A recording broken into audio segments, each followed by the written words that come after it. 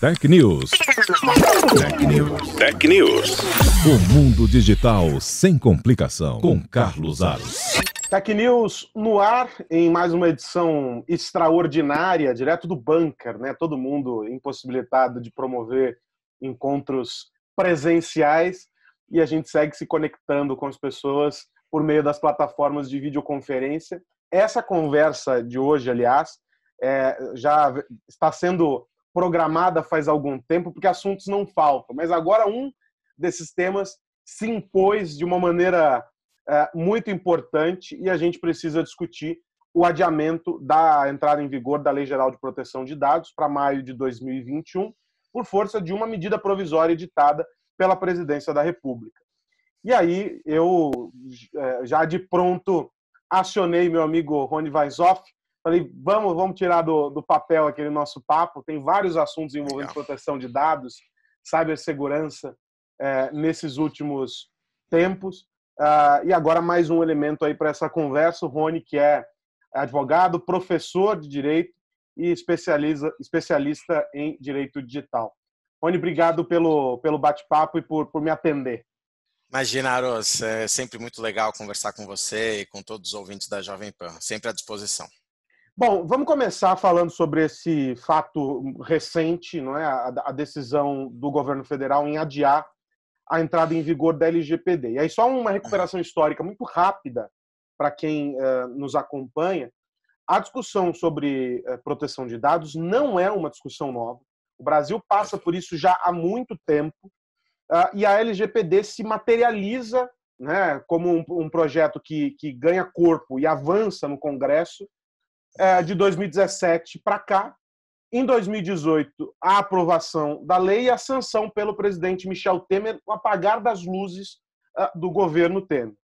Só que o presidente Michel Temer deixou algumas questões em aberto, entre elas a configuração da Autoridade Nacional de Proteção de Dados e alguns outros fios que ficaram soltos pelo caminho. A lei deveria entrar em vigor agora, no mês de agosto, que seria o período para adaptação, vamos chamar assim, né? O período para que todo mundo se colocasse em conformidade, inclusive o governo. Só começou um movimento ainda no ano passado, propondo o adiamento. Lembrando que quando começou-se a discutir o adiamento da entrada em vigor, não tinha nada de Covid-19, ninguém nem sabia o que era coronavírus. E aí agora, usando o coronavírus como argumento, o adiamento foi definido nessa medida provisória e estava sendo debatido no Congresso em um projeto de lei do senador Anastasia.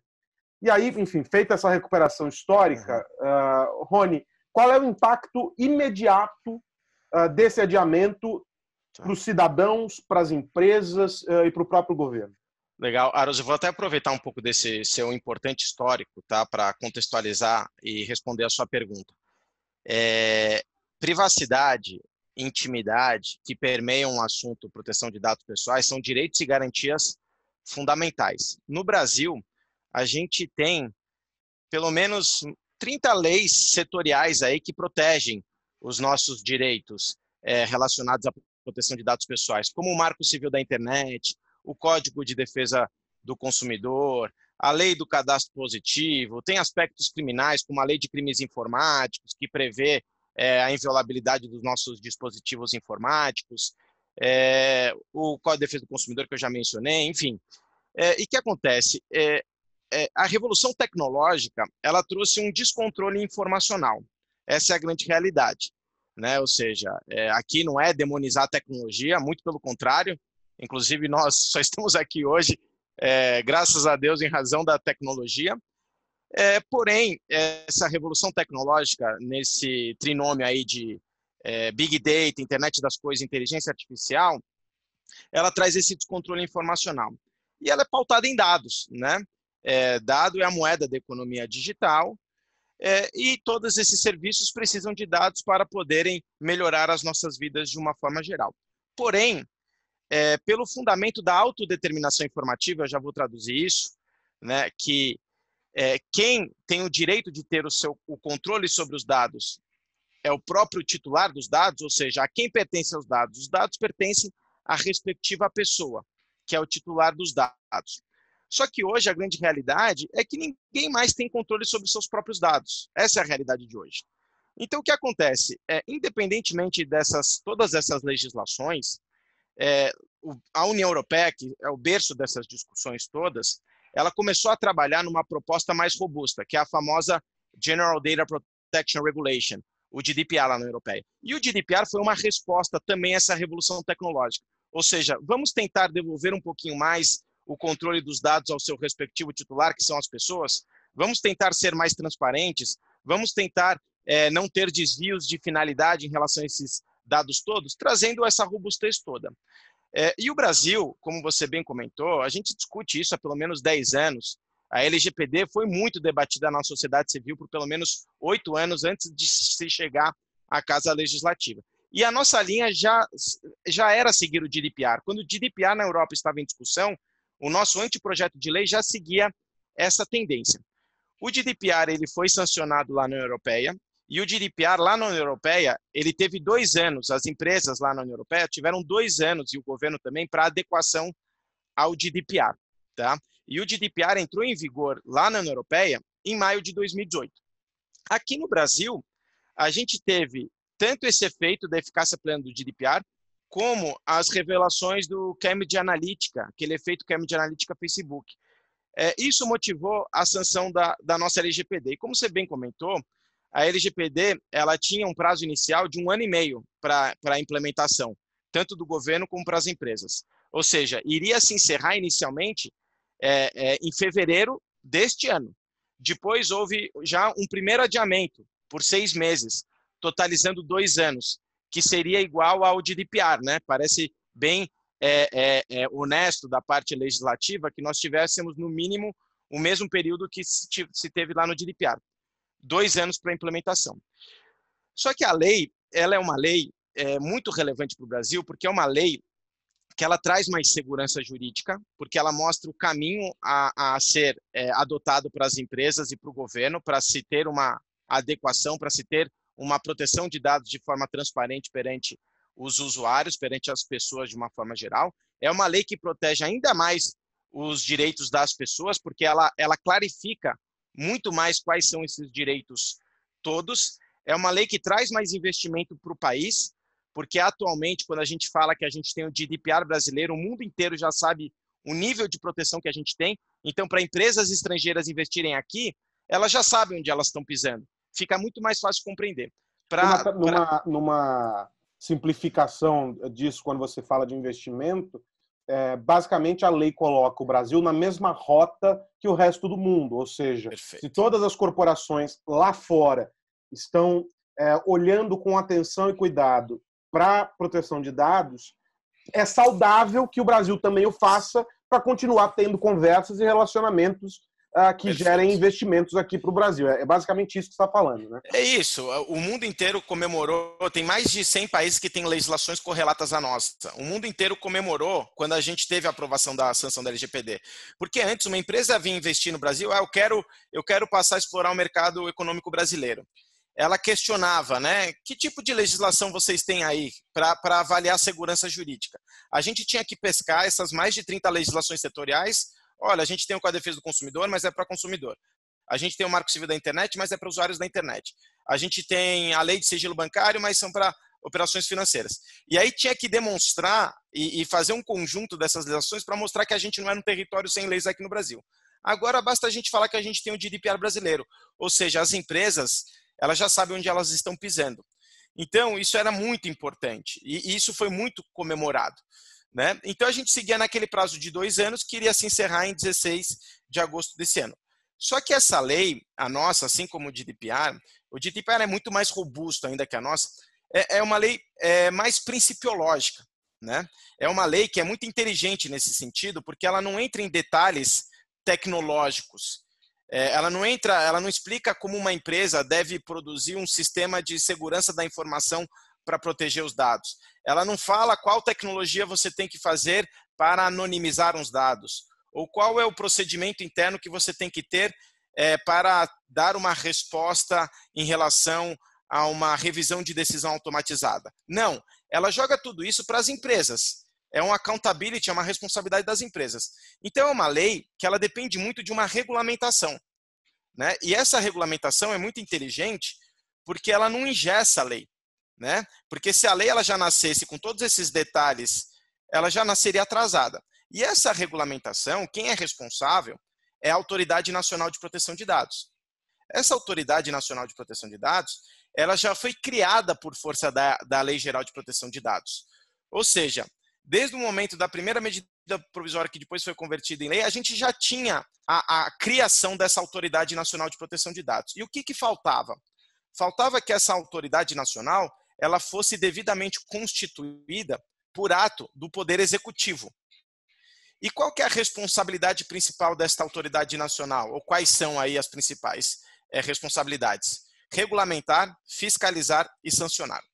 E eu queria ficar preso no primeiro ponto para responder a sua pergunta. Regulamentar. Aros, desde a medida provisória, desde a aprovação da lei, essa autoridade poderia ter sido criada e ela não foi criada. Ou seja, a gente estava prestes aí a chegar a uma eficácia plena da lei em agosto de 2020, sem a lei estar regulamentada. Existem pelo menos 30 artigos da lei que são muito importantes, que precisam de regulamentação, muito importantes.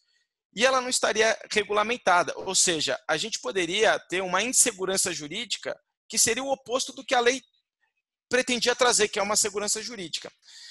E essa autoridade ela é fator, na minha opinião, condicionante para a eficácia plena da lei. Justamente porque a própria autoridade, se ela já tivesse sido criada, ela já poderia estar regulamentando a lei e ela já poderia estar conscientizando a sociedade, as empresas e o governo de todas as adequações, inclusive em relação a esse período de pandemia.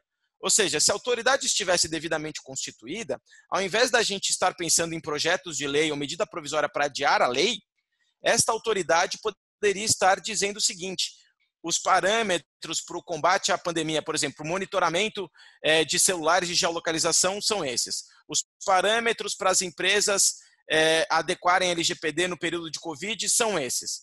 A fiscalização em razão desse período de pandemia em que as empresas estão deslocando recursos e tempo para o combate à pandemia e, portanto, não tem recursos e tempo para implementar a LGPD, então eu vou adiar a minha fiscalização por mais 3 meses. Ou seja, a própria autoridade seria uma grande resposta a todas essas angústias. E provavelmente a gente não estaria aqui debatendo um projeto de lei ou medida provisória adiando. Pois bem, infelizmente essa autoridade ela não foi constituída. E como você disse, mesmo antes do Covid, em razão dessa não constituição da autoridade, já se discutiu o adiamento da lei, né? E aí veio o Covid, que foi a mistura perfeita para que a lei efetivamente adiasse. A gente tinha no Congresso um projeto de lei aprovado no Senado, né, para que a eficácia plena da lei fosse postergada para 1º de janeiro de 2021 e as sanções, a fiscalização e as sanções da lei para 1º de agosto de 2021. E isso foi aprovado no Senado e estava aguardando votação na Câmara dos Deputados. E ontem à noite, né, veio essa MP, e aí ato do Poder Executivo, essa MP já veio prorrogando para 3 de maio de 2021. Essa MP ela tem força imediata, né? Porém ela depende de apreciação no Congresso Nacional, né? E a gente tem aí, apesar do prazo constitucional para apreciação de uma MP ser de 60 dias prorrogáveis por mais 60 dias, e isso não muda porque está na Constituição, em razão desse período de Covid, tem um acordo das casas legislativas para que tenha uma votação mais célere, uma apreciação mais célere das MPs. Ou seja, provavelmente a gente vai ter uma votação desta MP, confirmando ou não ela, até o dia 13 de maio, que são 14 dias após a publicação no Diário Oficial. Tá? Então, para resumir, qual que é a minha visão sobre essa discussão toda? Eu acho que é muito triste o Brasil não ter constituído a Autoridade Nacional de Proteção de Dados, que poderia já estar trazendo todas as respostas necessárias e seria desnecessário a legislação. A gente teve, ainda no dia de ontem, um decreto estabelecendo o plano digital, o plano estratégico para o governo digital, né? E lá está descrito que um dos objetivos é estabelecer a implementação da LGPD, que entraria em vigor em agosto de 2018, só agora. a Autoridade Nacional de Proteção de Dados já poderia estar se debruçando sobre isso, falando como que o governo, como as empresas da administração pública poderiam estar efetivamente se adequando à LGPD. Ela poderia estar, a autoridade, regulamentando como que as pequenas empresas, as startups podem se adequar à LGPD. Ela poderia estar estabelecendo todos esses parâmetros aí de monitoramento, de geolocalização, para ajudar no combate ao Covid. Teve uma medida provisória também recente que saiu em relação a dados das operadoras por IBGE para fins estatísticos de Covid. E é uma medida provisória que nasceu, apesar de ser importante, que nasceu sem explicar a finalidade de forma contundente, sem o princípio do data minimization, que é o princípio da necessidade, ou seja, por que o IBGE precisa mesmo de todos esses dados? Será que ele está avaliando a quantidade mínima? Fala de relatório de impacto à privacidade, que o IBGE deveria fazer, mas após a vinda dos dados, quando um relatório de impacto à privacidade tem que ser feito prévio para ver efetivamente essa necessidade.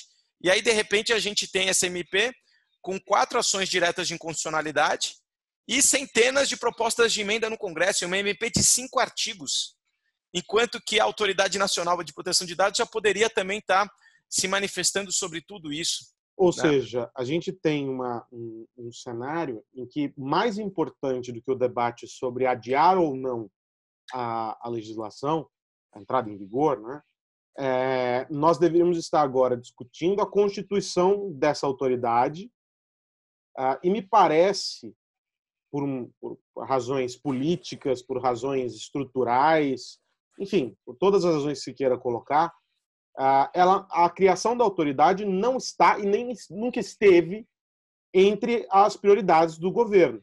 Não esteve como prioridade do governo Temer, porque logo que ele sancionou, o governo dele já estava, era os 46 já do segundo tempo do governo Temer, e o governo Bolsonaro também passou por cima desse assunto. Já houve indicação de alguns integrantes, né?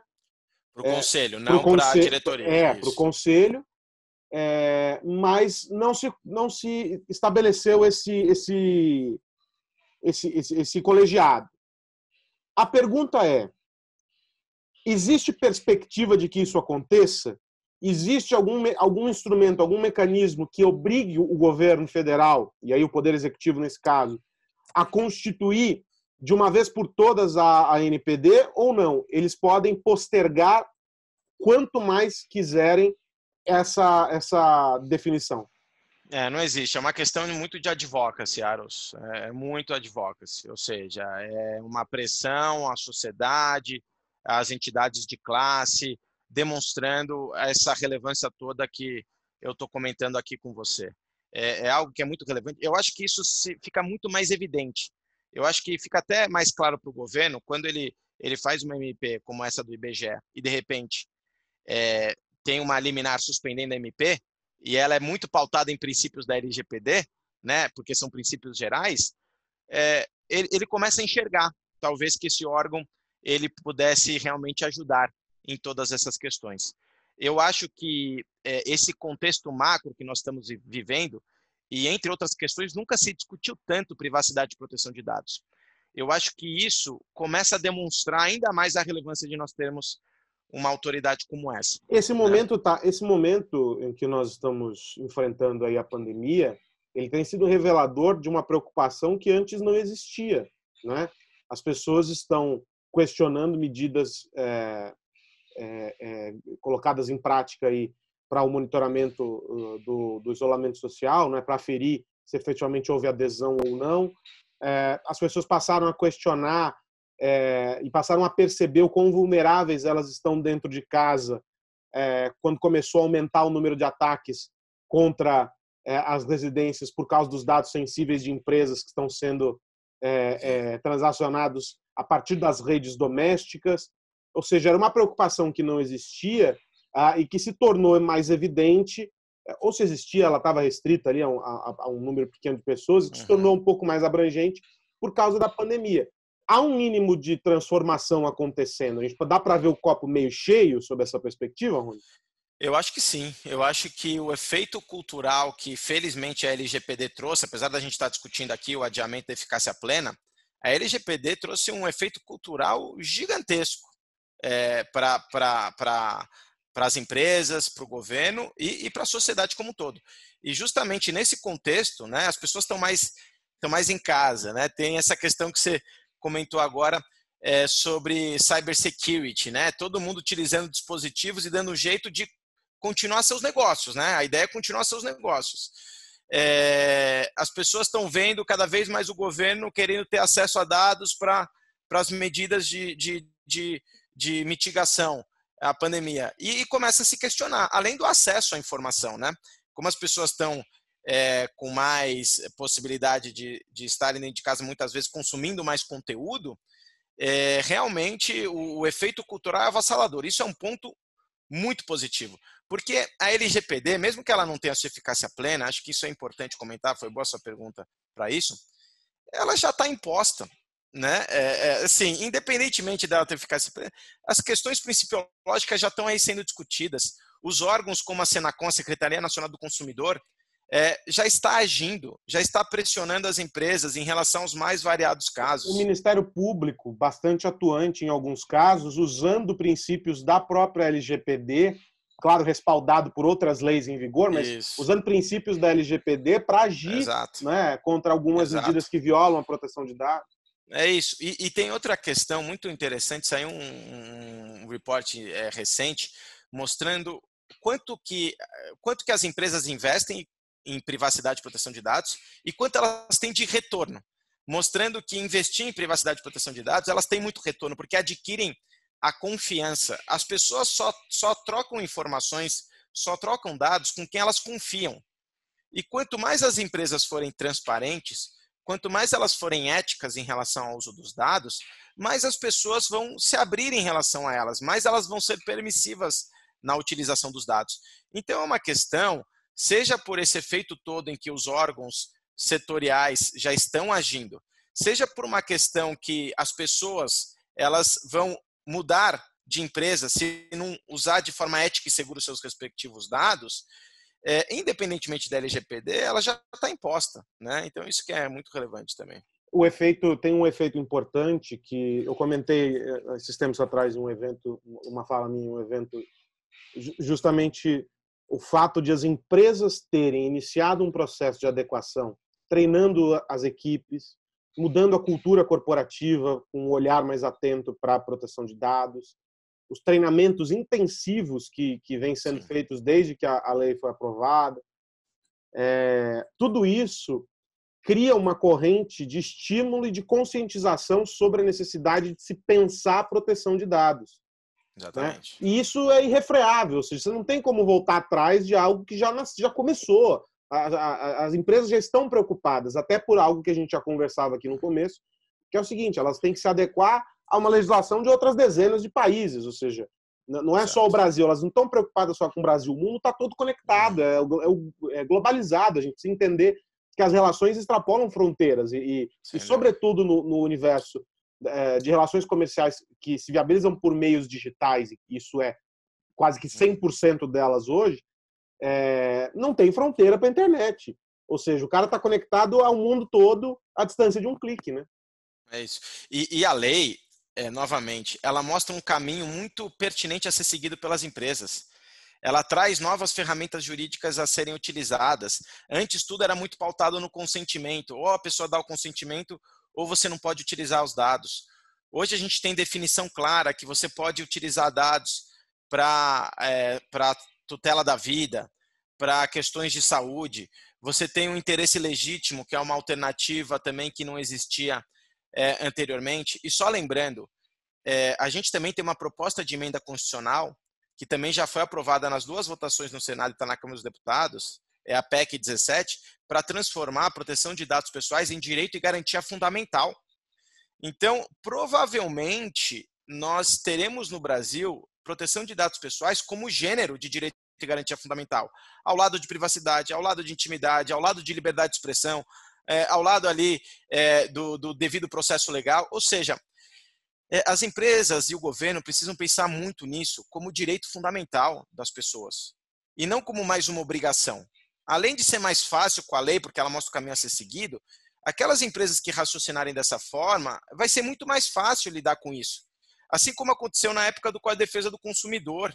As empresas que saíram na frente, o consumidor, elas adquiriram uma credibilidade muito maior com os consumidores. E a mesma coisa vai acontecer agora.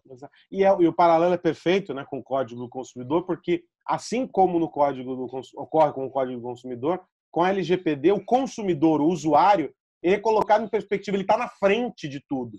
Né? Primeiro o usuário, primeiro o consumidor, o cidadão, que gera e que detém os dados que cria. Ou seja, as pessoas são colocadas em primeiro plano. E esse acho que é o grande barato da discussão sobre a LGPD, porque a gente não está falando sobre algo que está distante da vida das pessoas. Nós estamos falando efetivamente sobre as pessoas, porque elas são os dados que elas geram. Né? E dado pessoal, basicamente, é o quê? É tudo. Né?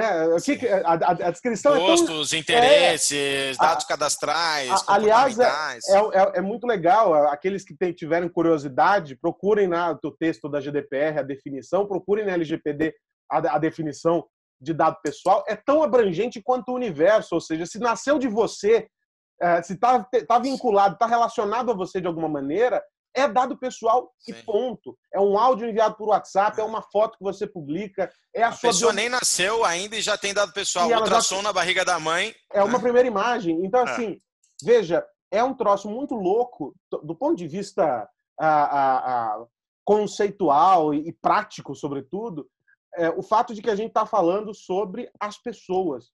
É uma legislação que não é sobre toda uma parafernália tecnológica, né? A gente está falando sobre gente e sobre garantias e direitos que essas pessoas, que os cidadãos têm sobre os dados que geram.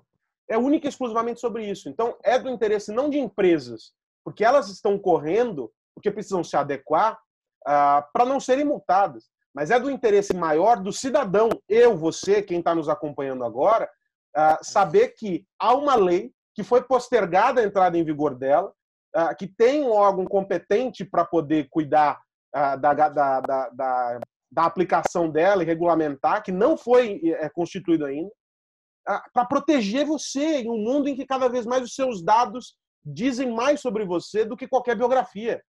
Exato. Eu gosto muito dos exemplos que o Harari utiliza no livro dele do 21 lições para o século XXI, Sim. Porque é importante que ele tem um capítulo dedicado à biotecnologia e inteligência artificial lá, né? É fantástico. E aí é importante dizer que a lei ela não inviabiliza o tratamento desses dados todos, mas ela mostra como deve ser feito. Então, por exemplo, ele cita lá, né? A gente não pode impedir através de uma lei a evolução da biotecnologia, por exemplo, para curar um dos maiores males que tem de doença, que é o câncer. Então, imagina só que cada célula do nosso corpo humano tivesse um sensor, né? E aí, quando tivesse uma mutação, imediatamente esse sensor apitaria e você trataria essa mutação logo no início, possibilitando uma melhor efetividade da cura do câncer, né? Agora, essa é a finalidade, né? A gente ter, talvez, uma cura para o câncer. Agora, imagina se tem um desvio de finalidade. Imagina se tem um sujeito que foi diagnosticado com câncer de pulmão e não consegue parar de fumar porque ele é viciado. E aí ele vai lá escondido para fumar, dentro da esfera da intimidade dele, acende um cigarrinho, e a hora que ele acende o cigarro, o sensor biométrico da célula manda uma notificação para a esposa, para o chefe e para o Estado, né? Aí ele perde o casamento, né? Porque a esposa, não vou ficar, você quer morrer, você se mata sozinho. O chefe dele demite dele, o Estado não paga mais nada para ele. Então, isso seria um desvio de finalidade. Exato. A finalidade é visar um avanço tecnológico para curar as pessoas. Não é ficar monitorando os cidadãos para prejudicá-los. Então, a lei ela permeia, né, essas questões todas. Então, é muito relevante isso. Imagina só, para fazer uma avaliação de crédito, se tem um dado desatualizado seu, né, que tem um princípio da LGPD, que é um princípio da precisão, né? Se tem um dado desatualizado, se você já pagou uma dívida e não está lá no banco de dados da avaliação do cadastro positivo, você pode ter negado aquele crédito, pode ser negado aquele crédito para você em razão de um tratamento de dado indevido porque está desatualizado, né? Você pode ter um viés preconceituoso, né? O professor de Harvard, o Lawrence Lessig, né? Lá na década de 90, escreveu um artigo, depois virou um livro, Code is Law, né? Que o código de programação é a lei, né? São os códigos, junto com os dados, que fazem o nosso direito de ir e vir aí nesse mundo digital. Então, eles precisam seguir a legislação, eles precisam seguir a nossa Constituição Federal. Então, a LGPD, ela facilita tudo isso, das empresas sabendo o que tem que fazer, do governo também, e protege mais as pessoas. Para a gente fechar, Rony, do ponto de vista prático agora, o que fica para as empresas que estão nesse processo de adequação? O governo, eu não vou nem entrar no mérito, porque, sim, enfim, é uma outra história, mas para as empresas que vinham já correndo para se adequar, com processos de treinamento, de adequação mesmo, de compliance, né, dentro dos processos da empresa e tal, o que fica agora? Tem uma urgência maior, apesar do adiamento, por causa da possibilidade de negativa da MP, embora eu acho que isso não vá acontecer, o Congresso estava super disposto a adiar, mas sim, tem uma urgência maior por causa dessa incerteza, dessa insegurança que se cria, ou não? A nossa indicação sempre é continuar com os projetos, né? Por quê? Porque os projetos, eles não são simples. Pegar esse engajamento, né? Normalmente esses projetos são pautados de governança em 3 pilares, né? Que são tecnologia, os processos internos, políticas e pessoas, né? Então, se você está conduzindo o projeto, é muito difícil você ter um engajamento inteiro da empresa, porque esse não é um projeto da área do jurídico, não é um projeto de TI, não é um projeto de segurança da informação, é um projeto corporativo. Então, se você suspende o projeto, você tem um gap aí perigoso de retomada. Então, você pode ter um prejuízo em relação à retomada. Fora isso, como a gente comentou aqui, né, os órgãos estão aí, a autoridade não está aí, mas os órgãos setoriais estão aí mordendo, estão verificando o tema e estão indo atrás das empresas. Então, independentemente da lei em si, essas outras leis setoriais, elas prevêem sanções, prevêem responsabilidades e os órgãos estão indo atrás. E fora isso, também o que a gente comentou é que os consumidores ou os titulares de dados, as pessoas de uma forma geral, já estão muito atentas a isso. Então, as empresas podem correr um risco muito grande, ou num data breach, né, numa violação de dados, ou num tratamento antiético de dados, de ter uma migração desses usuários todos para outras empresas. Então, novamente, a lei não está com essa eficácia plena e talvez seja adiada. Porém, é um contexto muito mais amplo do que a própria lei. Então, aquelas empresas que tiverem condições, porque obviamente que a crise, a gente não pode deixar de lado toda essa crise que está acontecendo, ela está sendo terrível, um período muito crítico. Então, se as empresas estão fazendo caixa, né? Então, as questões que não são essenciais não estão sendo agora pagas, então, investidas. Então, aquelas que tiverem condições continuar. As que não tiverem, talvez aí suspender por 2, 3 meses até se recuperar. Mas vai muito além da própria eficácia plena da LGPD. Bom, eu quero muito agradecer o Rony Weishoff, que é professor de Direito Digital, advogado, a quem eu sempre recorro para ajudar a entender todas essas confusões jurídicas do mundo digital e que nos deu uma aula aqui sobre LGPD e a importância dessa legislação, a importância da Autoridade Nacional de Proteção de Dados e, mais do que isso, né? Porque se talvez para boa parte das pessoas aquilo que está na lei é algo distante, difícil, complexo de ser compreendido, quando a gente fala sobre cultura, a gente está falando sobre algo que está no dia a dia, que está inserido ali na rotina das pessoas. E a cultura digital ela já está estabelecida. A gente já vive sobre essa cultura. E tratar privacidade, tratar sobre proteção de dados, faz parte da nossa cultura digital e a gente precisa ser melhor educado para tudo isso, para entender todo esse processo e perceber de uma maneira efetiva. Então, esse papo do Rony, acima de tudo, é também sobre cultura digital e sobre como a gente está sendo impactado diretamente aqui pela tecnologia. Rony, obrigado pela aula, pela entrevista. Até a próxima, meu amigo. Um abração. É um prazer conversar com vocês. Abração. Até a próxima. Tech News. Tech News. O mundo digital sem complicação. Com Carlos Aros.